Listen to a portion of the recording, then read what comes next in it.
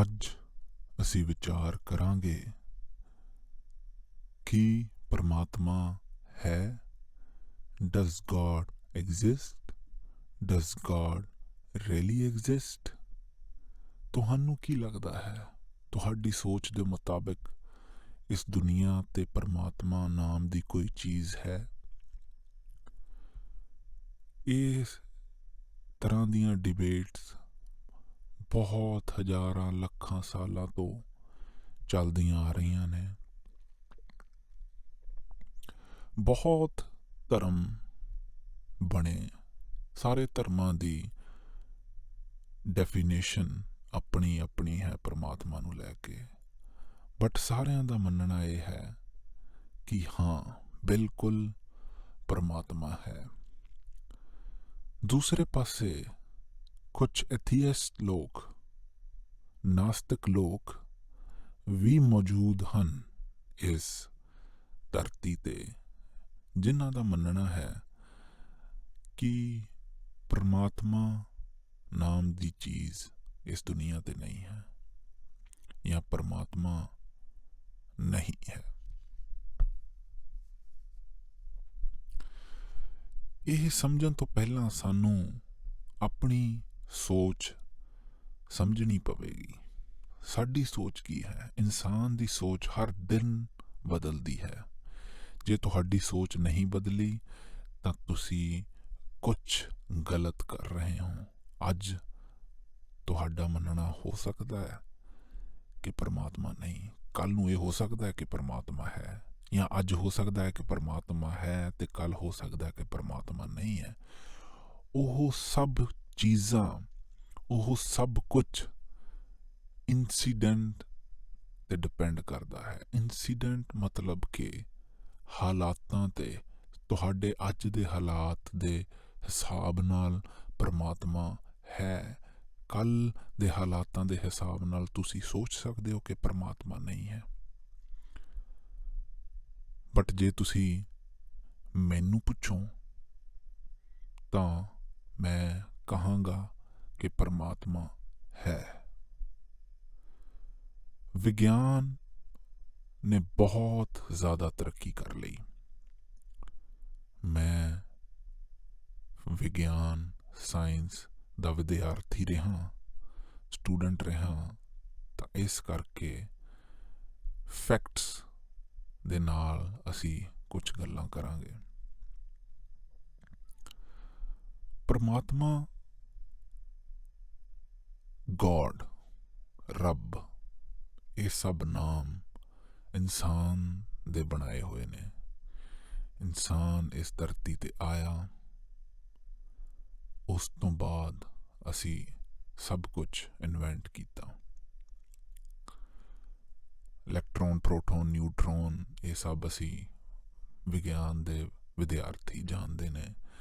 ਜਿਸ ਦਿਨ ਸਾਨੂੰ ਇਲੈਕਟ੍ਰੋਨ ਦੀ ਵੈਲਿਊ ਲੱਭ ਗਈ, ਅਸੀਂ ਰੱਬ ਨੂੰ ਲੱਭ ਲਵਾਂਗੇ। ਬਟ ਹਜੇ ਸਿਰਫ 10%, 10% ਹੀ ਅਸੀਂ ਵਿਗਿਆਨ ਵਿੱਚ ਤਰੱਕੀ ਕੀਤੀ ਹੈ। ਅਜੇ ਬਹੁਤ ਜ਼ਿਆਦਾ ਤਰੱਕੀ ਹੋਣੀ ਬਾਕੀ ਹੈ।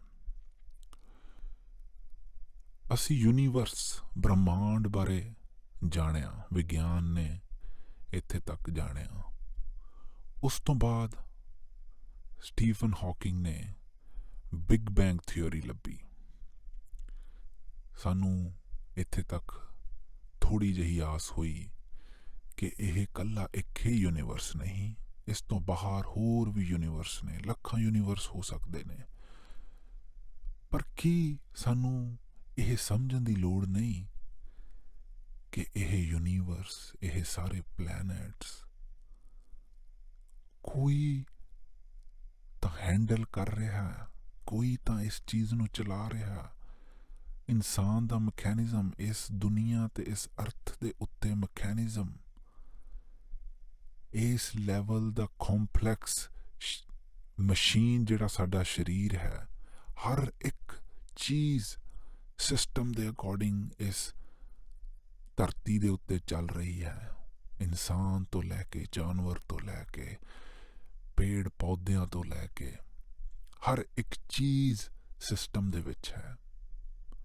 ਜੇ ਵਿਗਿਆਨ ਦੀ ਮੰਨੀਏ ਤਾਂ ਐਕਸਟ੍ਰੈਕਸ਼ਨ ਕੰਟਰੈਕਸ਼ਨ ਉਹਨਾਂ ਦਾ ਮੰਨਣਾ ਹੈ ਕਿ ਮੈਂ ਜੇ ਸਰਲ ਭਾਸ਼ਾ ਵਿੱਚ ਸਮਝਾਵਾਂ ਕਿ ਇੱਕ ਬਲਾਸਟ ਹੋਇਆ, ਉਹਦੇ ਵਿੱਚੋਂ ਕਈ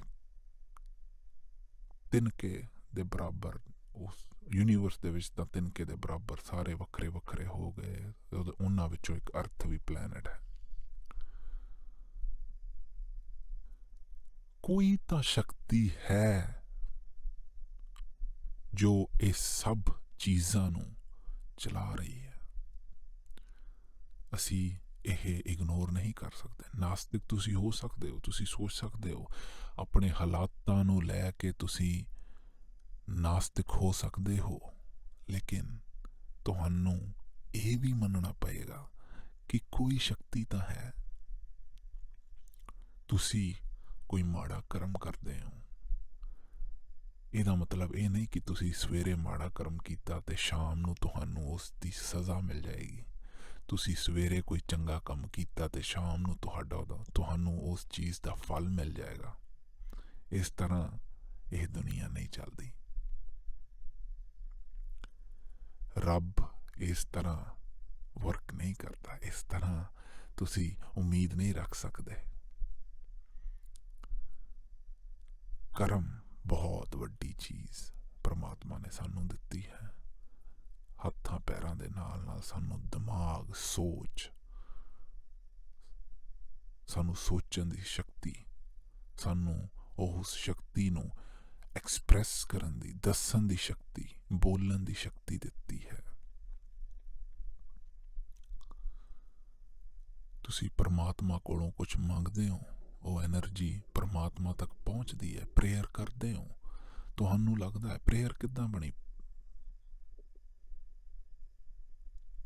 ਪ੍ਰੇਅਰ ਤੁਹਾਡੀ ਪਰਮਾਤਮਾ ਤੱਕ ਪਹੁੰਚਦੀ ਹੈ ਐਨਰਜੀਸ ਦੇ ਵਿੱਚ। ਤੁਸੀਂ ਕੁਝ ਵਾਈਬ ਦਿੱਤੀ, ਉਹ ਵਾਈਬ ਬਿਲਕੁਲ ਉੱਪਰ ਜਾਂਦੀ ਹੈ।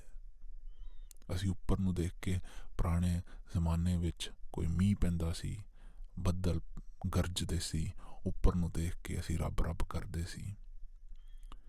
ਇਨਸਾਨ ਨੇ ਹੌਲੀ ਹੌਲੀ ਪਤਾ ਕੀਤਾ ਕਿੱਦਾਂ ਬੱਦਲ ਬਣਦੇ ਨੇ, ਇਵੈਪੋਰੇਸ਼ਨ ਕਿੱਦਾਂ ਹੁੰਦੀ ਹੈ, ਮੀਂਹ ਕਿੱਦਾਂ ਹੁੰਦਾ ਹੈ। ਪਰ ਉੱਪਰ ਨੂੰ ਦੇਖ ਕੇ ਅਸੀਂ ਇੱਕ ਐਸੇ ਮਕੈਨਿਜ਼ਮ ਦਾ ਹਿੱਸਾ ਹਾਂ, ਇੱਕ ਐਸੇ ਸਿਸਟਮ ਦਾ ਹਿੱਸਾ ਬਣੇ ਹੋਏ ਹਾਂ ਕਿ ਧਰਤੀ ਦੇ ਵਿੱਚ ਹੀ ਚਲੇ ਜਾਂਦੇ ਹਾਂ, ਧਰਤੀ ਦੇ ਵਿੱਚੋਂ ਹੀ ਆ ਜਾਂਦੇ ਹਾਂ। ਗॉड, GOD ਦੀ ਡੈਫੀਨੇਸ਼ਨ ਜਿੱਦਾਂ ਤੁਸੀਂ ਸਾਰੇ ਜਾਣਦੇ ਹੋ, ਜਨਰੇਟਰ, ਆਪਰੇਟਰ, ਡਿਸਟਰਕਟਰ।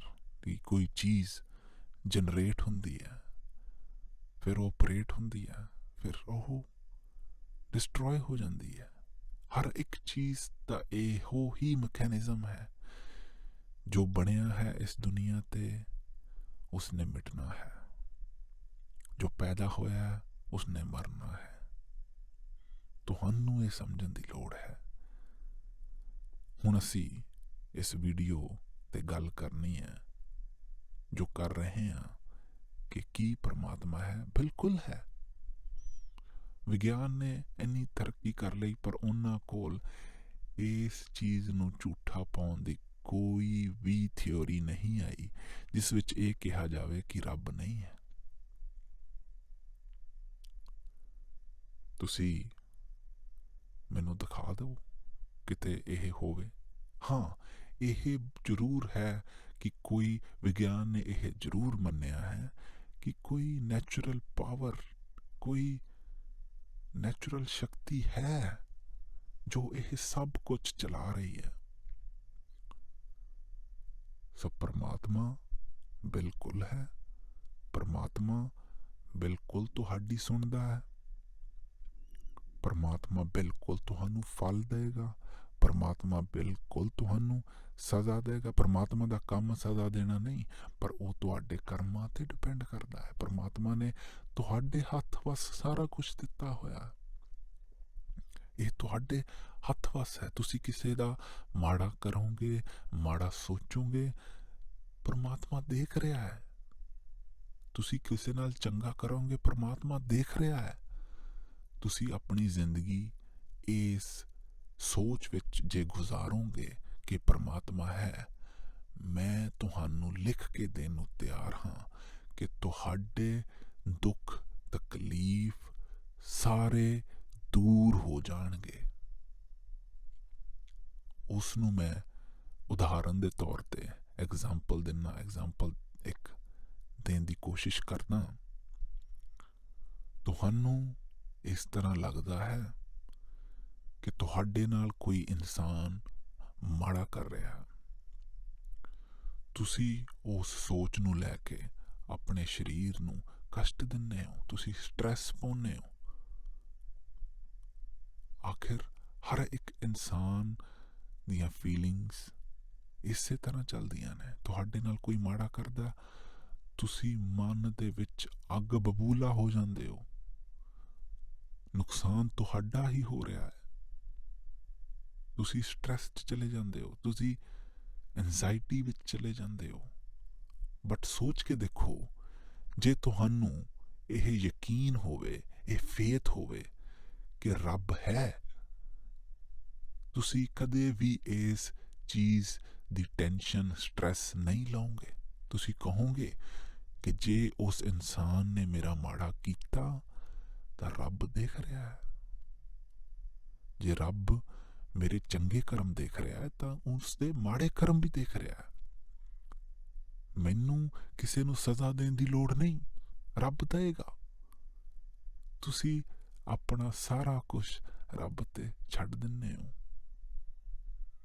ਤੁਸੀਂ ਕੋਈ ਮਿਹਨਤ ਦਾ ਕੰਮ ਕਰਦੇ ਹੋ, ਤੁਹਾਨੂੰ ਨਿਰਾਸ਼ਾ ਦੇਖਣ ਨੂੰ ਮਿਲਦੀ ਹੈ।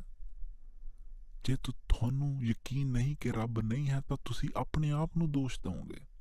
ਜੇ ਰੱਬ ਹੈ ਤਾਂ ਤੁਸੀਂ ਅਰਦਾਸ ਕਰੋਗੇ, ਪ੍ਰੇਅਰ ਕਰੋਗੇ ਕਿ ਪਰਮਾਤਮਾ, ਮੈਂ ਮਿਹਨਤ ਕੀਤੀ, ਮੈਨੂੰ ਫਲ ਨਹੀਂ ਮਿਲਿਆ, ਮੈਂ ਅੱਗੇ ਵੀ ਮਿਹਨਤ ਕਰਦਾ ਰਹਾਂਗਾ, ਤੁਹਾਡੇ ਹੱਥ ਵਸ ਹੈ, ਕਿਰਪਾ ਕਰਕੇ ਮੈਨੂੰ ਮੇਰੀ ਮਿਹਨਤ ਦਾ ਫਲ ਦਿਓ। ਇੱਕ ਹੋਪ ਜਾਗ ਜਾਂਦੀ ਹੈ ਇਨਸਾਨ ਦੇ ਵਿੱਚ।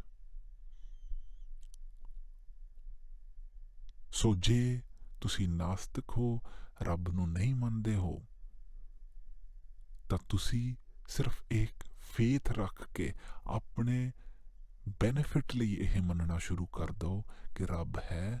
ਮੈਂ ਯਕੀਨਨ ਤੁਹਾਨੂੰ ਇਹ ਵਾਅਦਾ ਕਰਦਾ ਕਿ ਤੁਹਾਡੇ ਸਾਰੇ ਦੁੱਖ ਤਕਲੀਫ ਦੂਰ ਹੋ ਜਾਣਗੇ। ਕੋਈ ਨੁਕਸਾਨ ਤਾਂ ਨਹੀਂ। ਜੇ ਤੁਸੀਂ ਮੈਨੂੰ ਇੱਕ ਗੱਲ ਦੱਸੋ ਕਿ ਤੁਹਾਡੀ ਸੋਚ ਹੈ ਕਿ ਰੱਬ ਨਹੀਂ ਹੈ, ਮੈਂ ਮੰਨ ਲੈਣਾ। ਉਸ ਸੋਚ ਰੱਖਣ ਦਾ ਤੁਹਾਨੂੰ ਕੋਈ ਫਾਇਦਾ ਹੈ? ਵੈਸੇ ਹਰ ਕੰਮ ਫਾਇਦੇ ਲਈ ਨਹੀਂ ਕਰਨਾ ਚਾਹੀਦਾ, ਬਟ ਜੇ ਤੁਹਾਨੂੰ ਬਿਨਾਂ ਕਿਸੇ ਨੂੰ ਤਕਲੀਫ ਦਿੱਤਿਆਂ ਫਾਇਦਾ ਹੁੰਦਾ, ਸਿਰਫ ਇਹ ਫੇਥ ਰੱਖ ਕੇ, ਇਹ ਯਕੀਨ ਰੱਖ ਕੇ ਕਿ ਪਰਮਾਤਮਾ ਇਸ ਦੁਨੀਆ ਤੇ ਹੈ, ਉਹ ਇਸ ਦੁਨੀਆ ਨੂੰ ਚਲਾ ਰਿਹਾ ਹੈ, ਅਸੀਂ ਆਪਣੇ ਸਾਰੇ ਦੁੱਖ ਤਕਲੀਫਾਂ ਤੋਂ ਦੂਰ ਹੋ ਜਾਵਾਂਗੇ। ਇਹ ਪ੍ਰੈਕਟਿਸ ਕਰਕੇ ਦੇਖੋ, ਤੁਸੀਂ ਇਹ ਸੋਚ ਕੇ ਦੇਖੋ, ਫੇਥ ਰੱਖੋ ਕਿ ਪਰਮਾਤਮਾ ਹੈ। ਕੋਈ ਵੀ ਤਕਲੀਫ ਹੁੰਦੀ ਹੈ, ਪਰਮਾਤਮਾ ਨਾਲ ਗੱਲ ਕਰੋ, ਉਸ ਦੀ ਹੋਂਦ ਨੂੰ ਮੰਨੋ। ਅਸੀਂ ਇੱਕ ਐਸੇ ਯੁੱਗ ਵਿੱਚ ਜੀ ਰਹੇ ਹਾਂ ਜਿੱਥੇ ਅਸੀਂ ਬਾਬਿਆਂ ਨੂੰ, ਮਹਾਂਪੁਰਸ਼ਾਂ ਨੂੰ ਬਹੁਤ ਸਤਿਕਾਰ ਦਿੰਦੇ ਹਾਂ, ਦੇਣਾ ਵੀ ਚਾਹੀਦਾ ਹੈ।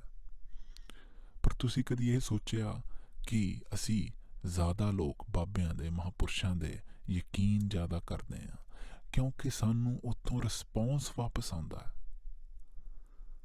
ਤੁਸੀਂ ਗੁਰਦੁਆਰੇ, ਮੰਦਿਰ, ਚਰਚ, ਮਸਜਿਦ ਵਿੱਚ ਜਾ ਕੇ ਕੋਈ ਅਰਦਾਸ ਕਰੋਗੇ ਤਾਂ ਤੁਹਾਨੂੰ ਸ਼ਾਇਦ ਉਸੇ ਵਕਤ ਰਿਸਪੌਂਸ ਕੋਈ ਨਹੀਂ ਆਏਗਾ। ਹੋ ਸਕਦਾ ਹੈ ਮਹੀਨੇ ਨੂੰ ਆਵੇ, ਸਾਲ ਨੂੰ ਆਵੇ, 10 ਸਾਲ ਨੂੰ ਆਵੇ। ਬਟ ਜੇ ਤੁਸੀਂ ਕਿਸੇ ਇਨਸਾਨ ਕੋਲ ਜਾਂਦੇ ਹੋ ਤੇ ਉਹ ਕਹਿ ਦਿੰਦਾ ਹੈ ਤਾਂ ਤੁਹਾਨੂੰ ਪੋਜ਼ਿਟਿਵਿਟੀ ਆ ਜਾਂਦੀ ਹੈ। ਉਸੇ ਵਕਤ ਤੁਹਾਨੂੰ ਇੱਕ ਖੁਸ਼ੀ ਮਿਲਦੀ ਹੈ। ਸੋ ਕਿਸੇ ਵੀ ਮੈਂ ਇਸੇ ਕਰਕੇ ਕਿਸੇ ਮਹਾਂਪੁਰਸ਼ ਨੂੰ ਗਲਤ ਨਹੀਂ ਮੰਨਦਾ, ਕਿਉਂਕਿ ਜੇ ਤੁਹਾਨੂੰ ਪੋਜ਼ਿਟਿਵਿਟੀ ਆਉਂਦੀ ਹੈ, ਜੇ ਤੁਹਾਡਾ ਰੱਬ ਤੇ ਯਕੀਨ ਬਣਦਾ ਹੈ ਤਾਂ ਚੰਗੀ ਗੱਲ ਹੈ।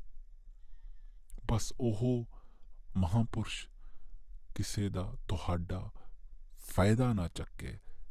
ਜਦ ਤੱਕ ਤੁਹਾਡਾ ਫਾਇਦਾ ਨਹੀਂ ਚੱਕਿਆ ਜਾਂਦਾ, ਜਦੋਂ ਤੱਕ ਤੁਹਾਡਾ ਕੋਈ ਨੁਕਸਾਨ ਨਹੀਂ ਹੁੰਦਾ, ਤਾਂ ਮਹਾਂਪੁਰਸ਼ਾਂ ਨੂੰ ਮੰਨਣਾ ਚਾਹੀਦਾ ਹੈ। ਉਹ ਤੁਹਾਨੂੰ ਇੱਕ ਸਹੀ ਦਿਸ਼ਾ ਵਿੱਚ ਗਾਈਡ ਕਰਦੇ ਨੇ। ਉਮਰ ਦੇ ਹਿਸਾਬ ਨਾਲ ਸਭ ਸੋਚਾਂ ਬਦਲ ਜਾਂਦੀਆਂ ਨੇ। ਤੁਸੀਂ 15 ਸਾਲ ਦੇ ਹੁੰਦੇ ਹੋ, ਕੋਈ ਹੋਰ ਸੋਚ ਹੁੰਦੀ ਹੈ, 15 ਤੋਂ 25 ਤੱਕ ਕੋਈ ਹੋਰ ਹੁੰਦੀ ਹੈ, 25 ਤੋਂ 40 ਤੱਕ ਕੋਈ ਹੋਰ ਹੁੰਦੀ ਹੈ। ਪਰ ਅਸੀਂ ਜਦੋਂ ਇੱਕ ਸੋਚ ਦੇ ਵਿੱਚ ਹਾਂ, ਅਸੀਂ ਦੂਸਰੀ ਸੋਚ ਨੂੰ ਨਹੀਂ ਸਮਝ ਸਕਦੇ। ਪਲ ਪਲ ਇਹ ਸੋਚ ਬਦਲਣੀ ਚਾਹੀਦੀ ਹੈ, ਤਾਂ ਹੀ ਅਸੀਂ ਇਨਸਾਨ ਬਣਾਂਗੇ। ਸਾਨੂੰ ਪਰਮਾਤਮਾ ਨੇ ਸੋਚਣ ਦੀ ਸ਼ਕਤੀ ਦਿੱਤੀ ਹੈ। ਅਸੀਂ ਸੋਚ ਬਦਲਾਂਗੇ ਤੇ ਅਸੀਂ ਇਹ ਸਾਬਿਤ ਕਰਾਂਗੇ ਕਿ ਜੋ ਸ਼ਕਤੀ ਸਾਨੂੰ ਪਰਮਾਤਮਾ ਨੇ ਦਿੱਤੀ ਹੈ, ਅਸੀਂ ਉਸ ਦਾ ਸਹੀ ਇਸਤੇਮਾਲ ਕਰ ਰਹੇ ਹਾਂ। ਸੋ ਇਸ ਵੀਡੀਓ ਨੂੰ ਵੱਧ ਤੋਂ ਵੱਧ ਸ਼ੇਅਰ ਕਰੋ ਔਰ ਪਰਮਾਤਮਾ ਤੇ ਭਰੋਸਾ ਰੱਖੋ, ਯਕੀਨ ਰੱਖੋ ਕਿ ਉਹ ਹੈ।